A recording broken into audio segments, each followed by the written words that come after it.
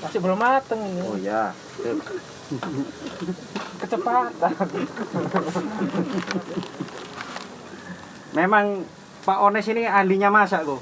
Oh iya. Iya kok. Ya. Dari megang supliknya sudah beda. kelihatan beda. Ya. Terus tahu yang mana yang matang, yang mana yang belum. Ya. Saya bingung tadi tanya Mandala dulu. Ini kalau matang gimana tandanya, Man? Mandala juga tidak tahu ternyata. Oh iya iya. Kalau iya. Pak Ones lebih pengalaman. Ya, dia pernah Iya. di kafe dulu. Oh, ternyata.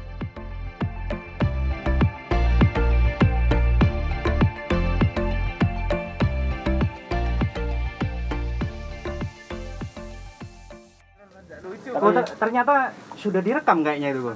Kita sapa penonton dulu di rumah. Oh, Puji iya. Tuhan. Haleluya. Selamat Haleluya. pagi, salam sejahtera penonton yang di rumah. Hari ini kita bakar-bakar di taman rumahnya Pak Fahmi. Terima kasih buat Pak Fahmi yang sudah menyediakan tempat. Terima kasih juga buat Kodan yang sudah bawa buah-buahan yang banyak. Apalagi ada kates. Nah, ini ada kates Bapak Ibu Saudara. Katanya baik untuk sakit tenggorokan. Luar biasa. Saya baru tahu ini Bapak Ibu Saudara, ternyata bisa untuk radang tenggorokan ya, Go ya. Betul. Iya, daripada minum antibiotik gitu kan. Ya. Biasanya kan kalau radang tenggorokan identik minum antibiotik apa, kita bisa makan kates ya, Go ya. Kates cukup sudah. Iya, saya baru tahu itu, Go. Ya. Terima kasih. Betul. Nah, pagi ini kita mau bicara hal yang menarik. Sebenarnya saya baru nemu ayat ini tadi pagi. Jadi waktu Om bicara, Om tadi kan ngajak buka Yohanes 3 Oh, ya. ayat 16. Ya. Kalau saya lanjut baca tadi di Yohanes 3 ayat 17. Bisa minta tolong Kak Ones bacakan Yohanes 3 ayat 17. Dikatakan, sebab Allah mengutus anaknya ke dalam dunia bukan untuk menghakimi dunia, melainkan untuk menyelamatkannya oleh Dia. Wah, luar biasa. Men. Sebab Allah mengutus anaknya ke dalam dunia bukan untuk menghakimi dunia, melainkan untuk menyelamatkannya oleh dunia. Apa ya? Tersentuh sekali saya baca ayat ini. Karena dulunya waktu kecil, waktu apa kan bayangan kita tentang Allah itu menakutkan rasanya ya. Oh iya. Kayak polisi aja rasanya. Kayak polisi ya. Kayak polisi. Duding salah ini itu gitu kan ya. Iya. Kamu berbohong, kamu Kan judi, ya. itu kan apa ya? Dosa. Cara apa ya? Tangkepan kita yang salah soal karakter Allah. Ternyata Allah nggak sebegitunya. Allah datang dalam wujud manusia yang kita biasa sebut Yesus. Ternyata datang ke dunia bukan untuk menghakimi, melainkan untuk menyelamatkannya oleh Dia. Ada satu versi yang lebih belak-belakan. Saya dikirimi tadi pagi juga versi yang lain. Memang menarik kalau baca versi-versi yang lain, versi yang selain terjemahan baru. Kita kan biasanya bacain terjemahan baru. Tapi di sini ada yang versi bahasa Inggris, versi The Message. Ini Bapak Ibu Saudara bisa lihat di bawah ayatnya yang versi The Message, saya tampilkan juga. Ditulis di sini, God didn't go to all the trouble of sending his son merely to point an accusing finger, telling the world how bad it was. Kalau kita baca merely to point an accusing finger, mudah-mudahan pelafalan saya betul.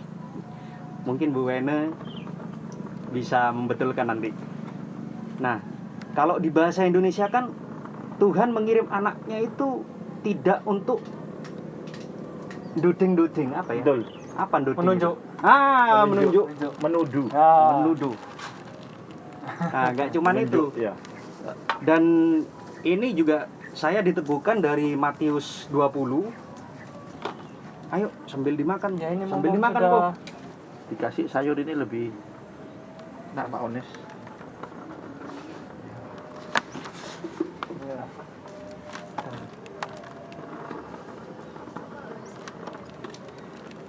Oh, Matius 13. di Matius 13 mulai ayat 24.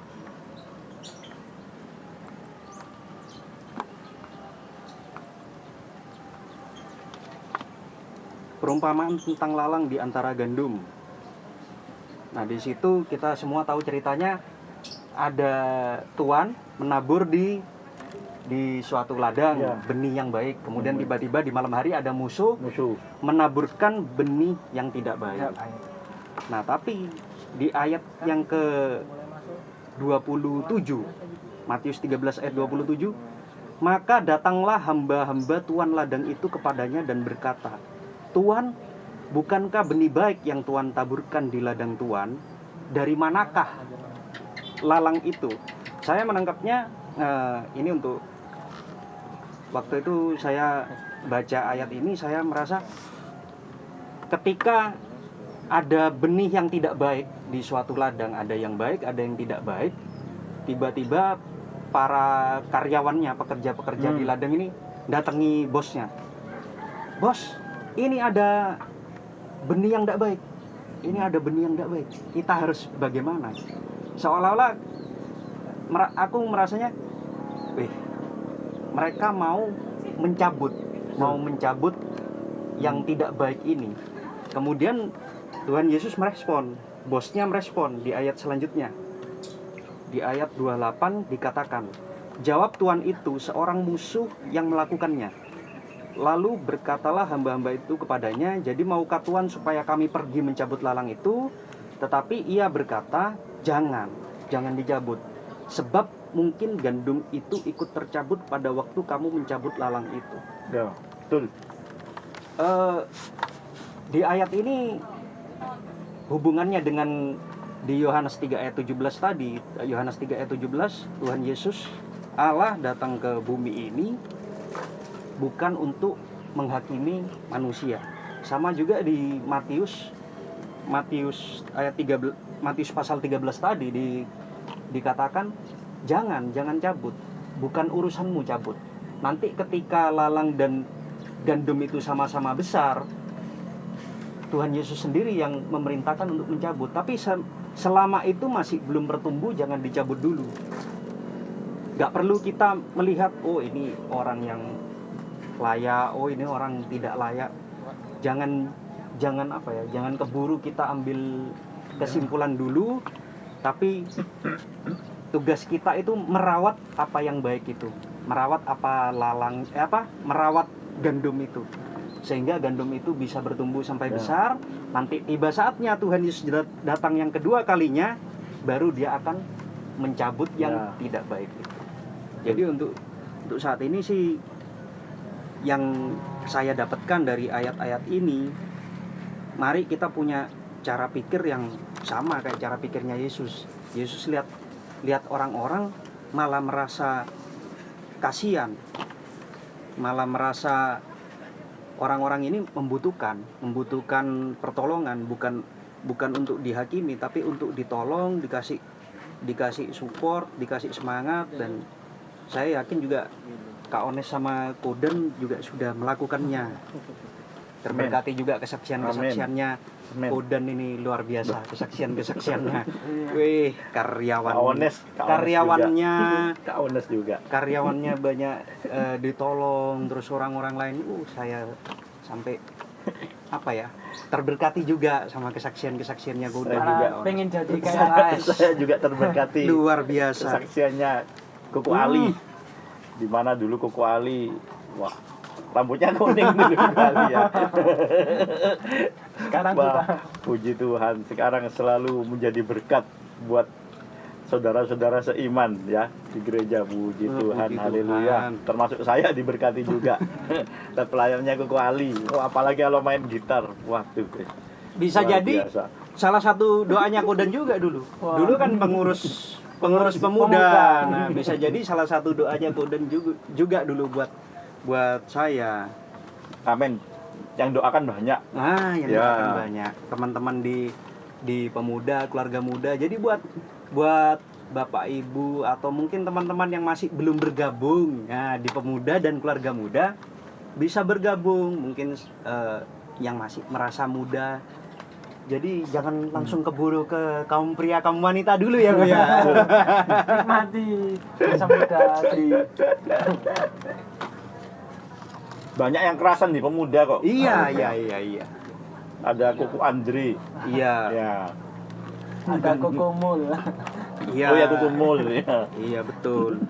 Ya Amin. sekian renungan pada pagi hari ini. Mudah-mudahan memberkati kita semuanya. Jangan lupa tetap tetap kita nyontohnya itu ke Yesus. Bagaimana Yesus berpikir, melihat orang Ya, lain, semangat. bertindak. Kita nirunya niru Yesus. Terima kasih. Tuhan Yesus memberkati. Men.